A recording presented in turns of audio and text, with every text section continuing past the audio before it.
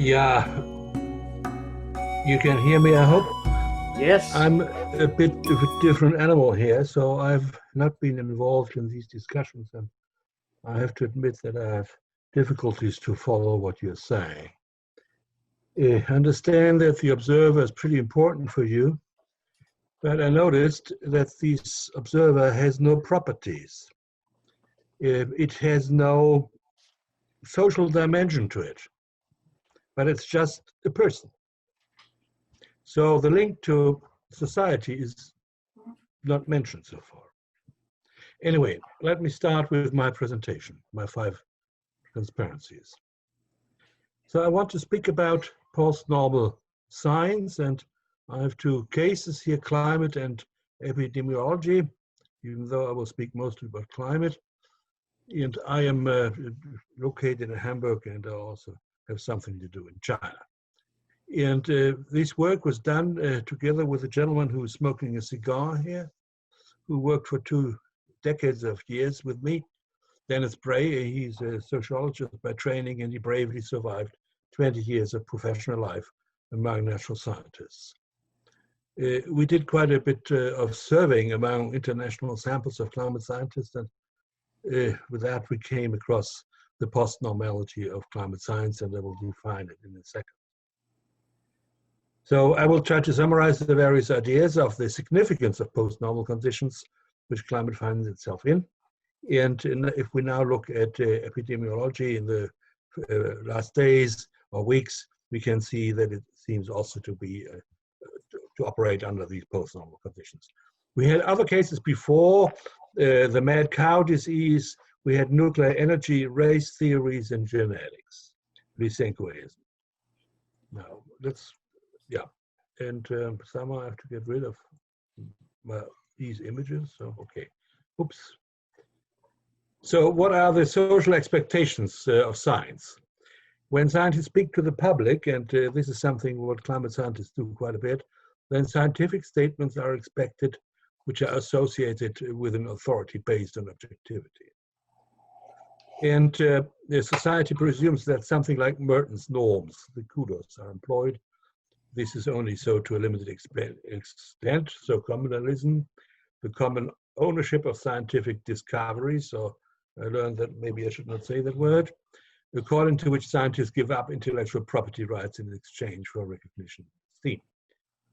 Then universalism, according to which claims to truth, whatever truth is, are evaluated in terms of universal and impersonal criteria and not on the basis of race, class, gender, religion, or nationality. Disinterestedness. Scientists, when presenting their work publicly, should do so with only prejudice and personal values, and do so in an impersonal manner. And finally, the OS, organized skepticism. All ideas must be tested and subject to rigorous structured community scrutiny. And finally, some scientists work under post-normal conditions. It's a concept by Funtovich and Roberts. In climate science is one, and epidemiology is another one. Now, what is this post-normal science? So it was introduced by Sylvia and Jerry in 1986, and it describes a science when facts are uncertain, values in dispute, stakes high, and decisions urgent. In this state, science is not only done for the reasons of curiosity, but is asked for a support for preconceived value-based agendas. And this applies to climate science. And let me just go through these 4 points. The facts uncertain. This means that, for instance, the sensitivity of global mean temperature to doubling of CO2 concentration is unclear. I mean, it's something between 1.5 or 2 degrees, and some people say 11. Values in dispute. Do we cement the world according to our present preferences, or do we accept a generationally dynamical development? Namely, that our grandchildren possibly want to have a different world than we want to have it.